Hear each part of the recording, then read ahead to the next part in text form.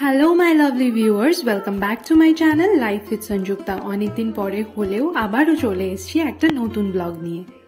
আজকের দিনটা ছিল ঠিক জন্মাষ্টমীর আগের দিন, আর এই দিন আমরা বাড়িতে রাধাকৃষ্ণের ভোগ দিয়ে থাকি। এখন চলছে ঠিক সেটারই ব্যবস্থা। পুরো ভোগ রান্নার ভিডিও শেয়ার করলে তো অনেক বড় লেন্দি ভিডিও হয়ে যেত, কিন্তু আজ আমি বানিয়েছিলাম একটা স্পেশাল রেসিপি, আর সেটা অবশ্যই তোমাদের সঙ্গে শেয়ার করব। আজ আমি বানিয়েছিলাম পটলের দোরমা। রেসিপিটা বেশ ইন্টারেস্টিং লেগেছিল। ইউটিউবের একটা চ্যানেলে কিন্তু আমি রেসিপিটার পুরো ভিডিও দেখে তারপরে নিজের মতো করে বানিয়েছিলাম। সেটাই আজকে শেয়ার করি চলো তোমাদের সঙ্গে। এই রেসিপিটার সবচেয়ে ইন্টারেস্টিং পার্ট হচ্ছে পটলটাকে কিভাবে কাটবে সেইটা। পটলের খোসাটা হালকা করে ছাড়িয়ে নিয়ে পটলটাকে যেভাবে আমি দেখিয়েছি ঠিক এইভাবে কেটে নিতে হবে, যাতে উপরের একটা ছোট্ট ক্যাপ মতো থাকে আর বাকিটা বডি থাকবে। এরপর পটলের ভেতর থেকে দানার অংশটা কিন্তু পুরো এইভাবে যেভাবে আমি ভিডিওতে দেখেছি তোমাদের বার করে নিতে হবে। আমি আমার সুবিধার্থে একটা ছুরি ইউজ করেছিলাম। তোমরা তোমাদের ইচ্ছা মতো কিন্তু চামচ দিয়েও বার করতে পারো, যেটা তোমাদের ইজি লাগে, তবে আমার কাছে এটাই সহজ লেগেছিল। পটলের ভিতরের অংশটা কিন্তু ফেলে দিলে চলবে না, সেটাকে একটা পাত্রের মধ্যে আলাদা করে তুলে রাখতে হবে। এরপরে দেখাবো সেইগুলো নিয়ে তোমরা কি করবে। তো চলো পটলটাকে আগে ভালো করে কেটে নেওয়া যাক। ব্যাপারটা দেখতে কতটা কঠিন লাগছে সেটা আমার জানা নেই, তবে যখন রান্নাটা বাড়িতে করেছি আমি কিন্তু বেশ মজা করে রেসিপিটা এনজয় করতে করতে বানিয়েছি। তোমরা বাড়িতে অবশ্যই ট্রাই করে দেখো। প্রথম একটা দুটো পটল কাটতে একটু অসুবিধা হয়তো হবে, কিন্তু বাকিটা তোমরা ইজিলি করে ফেলতে পারবে। আমি যখন পেরেছি তোমরা তো নিশ্চয়ই পারবে। কথা বলতে বলতে পটলগুলো মোটামুটি কাটা আমার হয়ে গেছে। এইভাবে যেরকমভাবে ভিডিওয়ে দেখালাম ঠিক এইভাবে পরিষ্কার করে পটলের ভেতরের অংশটাকে একটা পাত্রের মধ্যে বার করে নিতে হবে, আর এরমভাবে বাকি পটলটাকে কেটে নিতে হবে।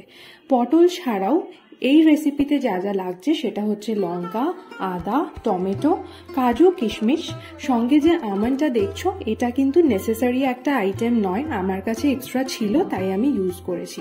এছাড়া নুন, চিনি, টক দই, বাকি যে সমস্ত মশলা লাগে সেগুলো, আর তার সঙ্গে তো তেল অবশ্যই লাগবে। আচ্ছা, আর একটা ইম্পর্টেন্ট ইনগ্রিডিয়েন্ট হলো নারকেল কোড়া। এটা একটু কষ্ট করে তোমাদের কুড়িয়ে নিতে হবে, তাহলে রান্নার টেস্টটা কিন্তু ভীষণ ভালো হবে। সমস্ত কিছু রেডি করে নেওয়ার পরে এবার আমি ওভেনটা জ্বালিয়ে নিচ্ছি, আর তারপরে আমি শুরু করে দেব বাকি রান্নাটা। পটলগুলো কেটে ফেলার পর এরপর শুরু হলো আমার পরবর্তী স্ট্রাগল। দুধ কেটে ছানা করতে হতো, আর আমার কাছে ছিল না লেবু। বিশাল বুদ্ধি খাটিয়ে প্রথমে তো ভেবেছিলাম টক দই দিয়ে দুধ কাটিয়ে ফেলবো, তবে সেই চেষ্টা বৃথা। তাই তোমরা কেউ এইসব কিন্তু বাড়িতে ট্রাই করো না, কোনো লাভ হবে না। এরপরে আমাকে ওভেন বন্ধ রেখে বাজারে গিয়ে লেবু কিনে আনতে হয়েছে। তারপরে কিন্তু ওই লেবুর রস ইউজ করেই আমি দুধ থেকে ছানা বানাতে পেরেছিলাম। যাই হোক, কষ্ট একটু হলো, তবে একটা অন্যরকম এক্সপেরিয়েন্স বেশ হলো। তোমাদের এই ধরনের কিছু এক্সপেরিয়েন্স থাকলে কিন্তু আমার সঙ্গে অবশ্যই শেয়ার করো। ছানা তৈরি হয়ে গেছে, এবার চলো যাই নেক্সট পার্টে। যে পটলগুলোকে কেটে রেখেছিলাম সেইগুলোতে সামান্য নুন আর হলুদ দিয়ে মেখে নিতে হবে, তারপরে পটলগুলোকে ভেজে নিতে হবে। যেহেতু এটা ভোগের রান্না ছিল তাই এখানে আমি সমস্তই ঠাকুরের বাসন ইউজ করেছি, আর যেহেতু খুব বেশি বাসন আমার কাছে নেই সেই জন্য কিছু কাগজের প্লেটও ইউজ করেছি। আর যাই হোক, এতে কিন্তু বাসন ধোয়ার কষ্টটা অনেকটাই কমে যায়। আর যা সমস্ত মশলা, তেল দেখছো ইউজ করেছি এগুলো কিন্তু সমস্ত নতুন প্যাকেট থেকে আমি ইউজ করেছিলাম। তেলটাকে অল্প গরম করে পটলগুলো আমি ছেড়ে দেবো একে একে, আর তারপরে পটলগুলোকে সুন্দরভাবে ভেজে নিয়ে তুলে রাখতে হবে। পটলের দোরমা ছাড়া রাধাকৃষ্ণের ভোগের জন্য আমি বাকি কি কি রান্না করেছিলাম সেটা জানার জন্য কিন্তু ভিডিওটা শেষ অবধি তোমাদের দেখতে হবে। শেষ অবধি আমার সঙ্গে থেকো। ভোগ পরিবেশনের সময় আমি পুরো ডিটেল সমস্ত কিছু দেখিয়েছি। রান্নাটা ফার্স্ট টাইম করছিলাম নিজে হাতে, সেই কারণে বেশ কিছু ভুল ত্রুটিও আমার থেকে হয়েছে, সেগুলোও তোমাদের বলে দেব যাতে তোমরা যখন বানাবে তোমাদের বেশ সুবিধা হয়।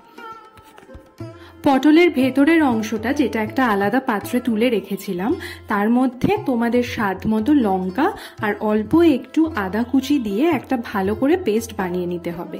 এই সমস্ত করতে করতে পটলগুলো কিন্তু ভাজা হয়ে গেছে। ভাজা পটলগুলোকে তুলে আলাদা করে রাখতে হবে।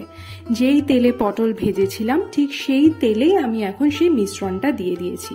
এবার বলি আমার ভুলের কথা। এই সময় আমার উচিত ছিল একটু তেল কমিয়ে নেওয়া, যার কারণে রান্নায় তেলটা আমার একটু বেশি হয়ে গেছিল। তো তোমরা সেই সমস্তগুলো একটু দেখে নিয়ে তারপরেই কিন্তু রান্নাটা করো। এরপর পালা সেই কষ্ট করে তৈরি করা ছানাটা দেওয়ার। ছানাটাকে দিয়ে মিশ্রণটার সঙ্গে ভালো করে একটু মিক্স করে নিতে হবে। এরপর কুড়িয়ে রাখা যে নারকেলটা ছিল সেই কোরানো নারকেলটা দিয়ে ভালো করে মিক্স করতে হবে আর একটু ভাজা ভাজা করে নিতে হবে। অপেক্ষা করতে হবে মিশ্রণটা একটু ভাজা ভাজা হয়ে যাওয়ার জন্য। হয়ে গেলেই কিন্তু এর মধ্যে দিয়ে দিতে হবে নুন, সঙ্গে অল্প একটু চিনি আর তার সঙ্গে হলুদ গুঁড়ো, লঙ্কার গুঁড়ো। যেহেতু ঠাকুরের ভোগের রান্না, সেই কারণে বাড়ির ইউজ করা চামচগুলো তো ইউজ করতে পারিনি, সেই জন্য প্যাকেট থেকে দিতে গিয়ে আমার হাত থেকে হলুদটাও একটু বেশি পড়ে গেছিল। তবে তাতে রান্নার স্বাদে কিন্তু কোনো রকম কম্প্রোমাইজ কিছু হয়নি। সঙ্গে দিয়ে নিয়েছি সামান্য একটু জিরে গুঁড়ো। সমস্ত মশলা দিয়ে মিশ্রণটাকে আরও কিছুক্ষণের জন্য একটু ভেজে নিতে হবে, যাতে মশলার কাঁচা গন্ধটা একদম বেরিয়ে যায়। চারিদিক থেকে তেল ছেড়ে দিয়েছে, পুরটা কিন্তু আমাদের রেডি হয়ে গেছে। তেলটা বেশি হওয়ার কারণে আমি তেলটাকে যতটা সম্ভব কড়াইতে রেখে পুরটাকে একটা বাটির মধ্যে আলাদা করে তুলে নিয়েছি। পুর আমাদের রেডি। এরপরে আমরা তৈরি করব আরেকটা মিশ্রণ। একটা মিক্সিং জারের মধ্যে আদা নিয়েছি, তার সঙ্গে নিয়েছি স্বাদ মতো তোমাদের ইচ্ছা মতো কাঁচা লঙ্কা, আর তার সঙ্গে দিতে হবে টমেটো কুচি। এই সমস্ত কিছু দেওয়ার পরে আমি ইউজ করেছি সামান্য একটু নুন, এতে পেস্টটা খুব ভালো হয়। জল দিয়ে ভালো করে একটা মিশ্রণ আমি তৈরি করে নিয়েছি। এরপর কিন্তু একটা বেশ ইন্টারেস্টিং পার্ট, পটলগুলোকে রেডি করে নিতে হবে। পটলের যে লম্বা পার্টটা আছে সেটার মধ্যে পুরটাকে খুব ভালো করে চেপে চেপে ভরে দিতে হবে। যেভাবে আমি ভিডিওতে দেখেছি এইভাবে ট্রাই করবে, তোমরা অবশ্যই পেরে যাবে। আর এর উপরে যে ছোট ক্যাপ মতো একটা বানিয়েছিলাম সেইটাকেও ভালো করে আটকে নিয়ে একটা টুথপিক ব্যবহার করবে। টুথপিক দিয়ে পটলের গায়ে গেঁথে দিতে হবে। এর ফলে কি হবে, পটলের ভেতরের যে পুরটা আছে সেটা কিন্তু গ্রেভির সাথে মিক্স হবে না, এবং যখন তোমরা এই রেসিপিটা রেডি করে পরিবেশন করবে সেটা দেখতেও কিন্তু খুব সুন্দর লাগবে। তোমাদের সুবিধার জন্য আমি আরও একটা পটল ঠিক সেম ভাবে রেডি করে দেখিয়ে দিচ্ছি। এইভাবে কিন্তু সবকটা পটল একটু সময় সাপেক্ষ, কিন্তু পুরোটা রেডি করে নিতে হবে। আর এই পার্টটা কমপ্লিট হলে রেসিপির ম্যাক্সিমাম কাজটাই কিন্তু ওভার, আর অল্প টাইমের মধ্যে আমাদের রেসিপিটা পুরোপুরি রেডি হয়ে যাবে।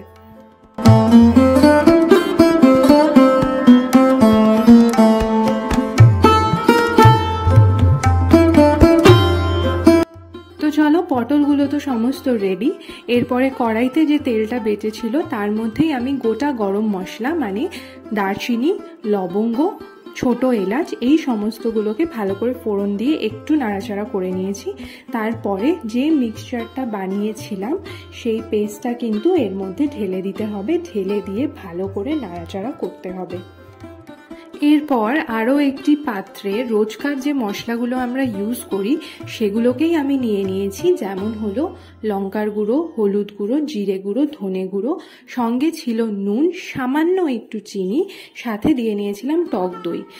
মিক্সচারটাকে কড়াইতে ঢেলে দিতে হবে এবং ভালো করে একটু কষিয়ে নিতে হবে।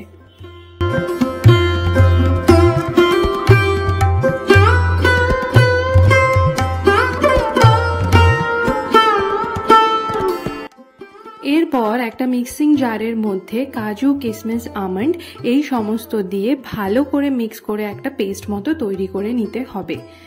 কড়াইয়ে যে মশলাটা কষানো হচ্ছিল সেটার গা থেকে অল্প অল্প তেল ছেড়ে এলে তার মধ্যে কাজু বাদামের এই পেস্টটা দিয়ে ভালো করে নাড়াচাড়া করতে হবে।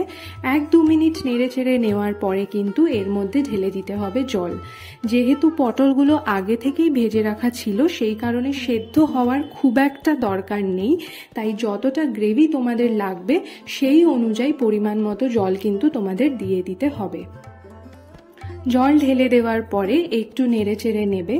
যখনই গ্রেভিটা একটু ফুটে আসবে তখন এর মধ্যে পটলগুলো যেগুলো রেডি করা রয়েছে সেগুলোকে কিন্তু আস্তে আস্তে সাবধানে দিয়ে দিতে হবে। খেয়াল রাখবে যাতে পটলটা কোনোভাবে ভেঙে না যায়। যদিও যেভাবে এটা তৈরি করা হয়েছে ভেঙে যাওয়ার কোনো কারণ নেই, তবুও একটু সাবধানতা নিয়ে কিন্তু রান্নাটা করবে। পটলটা দেওয়ার পরে 3 থেকে 4 মিনিট একটু ফুটিয়ে নিতে হবে যাতে গ্রেভিটা পটলের ভেতর অবধি ঢুকে যায়। আর এই মুহূর্তে কিন্তু আমাদের রেসিপিটা একদম কমপ্লিট অ্যান্ড রেডি। তোমরা চাইলে এর মধ্যে সামান্য একটু ঘি আর গরম মশলা দিয়ে তারপরে পরিবেশন করতে পারো, তবে আমি সেটা আজকের জন্য স্কিপ করেছি। রেডি হয়ে যাওয়ার পরে একটি পাত্রের মধ্যে আমি পটলের দোরমা ঢেলে নিয়েছি আর উপরে দিয়ে দিয়েছি একটা তুলসী পাতা, কারণ আমি এটা ভোগের জন্য রেডি করেছি। এরপর চলো দেখাই আজকে ভোগে এই পটলের দোরমা ছাড়া আর কি কি ছিল। সবার প্রথমেই খুব স্বাভাবিকভাবে যেটা ছিল সেটা হলো অন্ন, আর সেটাকে একটু গুছিয়ে সুন্দরভাবে পরিবেশন করার চেষ্টা আমি এখানে করেছি। এছাড়া ছিল ভাজা, 3 রকমের ভাজা, আলু ভাজা, তার সঙ্গে ছিল ভেন্ডি ভাজা, আর ছিল কাঁকরোল ভাজা। অনেকে আবার 5 রকমের ভাজাও দেয়, সেটা যার যার নিজের ইচ্ছা মতো। ভাজাগুলোকে ভালো করে সাজিয়ে নেওয়ার পরে এরপর যেটা বানিয়েছিলাম সেটা হচ্ছে মুগের ডাল। এই মুগের ডালের মধ্যেও কিন্তু অনেকে শেষ পাতে একটু ঘি দিয়ে থাকে, তবে সেটাও যার যার নিজস্ব ইচ্ছা। ভোগটা পরিবেশন করার পরে অবশ্যই যেটা ইম্পর্টেন্ট সেটা হচ্ছে ভোগে তুলসী পাতা দেওয়া, কারণ রাধাকৃষ্ণর ভোগে তুলসী পাতা দিতেই হয়। এখানে দেখে নাও এটা হচ্ছে আমার পনিরের তরকারি, সেটাও আমার রেডি হয়ে গেছে। সমস্ত রান্না রেডি করে ভোগ পরিবেশন করলাম, আর অবশ্যই সেখানে জল তো দিতেই হবে। এই সমস্ত কিছু রেডি করে ভোগ পরিবেশন করে আজকের দিনের পুজো মোটামুটি কমপ্লিট হলো। এটাই ছিল আমার জন্মাষ্টমী সিরিজের শেষ ভিডিও। তাই ভিডিওটা কেমন লাগলো আর রেসিপিটা কেমন হয়েছিল সেটা কিন্তু বাড়িতে ট্রাই করে অবশ্যই আমাকে কমেন্ট বক্সে জানাতে হবে। এছাড়া আমার চ্যানেলটাকে তোমরা সাবস্ক্রাইব করে দিও, কারণ সামনেই আসতে চলেছে বেশ কিছু শর্ট ট্রিপের ভিডিও, যেটা তোমরা 1 দিনে বা 2 দিনে আরামসে গিয়ে ঘুরে আসতে পারবে। সেই ডিটেলসগুলো জানার জন্য কিন্তু আমার সঙ্গে থাকতে হবে। কমেন্ট করো, তাতে আমার ভীষণ ভালো লাগে। আজকের মতো ভিডিওটা এখানেই শেষ করছি। দেখা হবে আপকামিং ভিডিওতে। ততক্ষণের জন্য টাটা, বাই বাই, ভালো থেকো সবাই।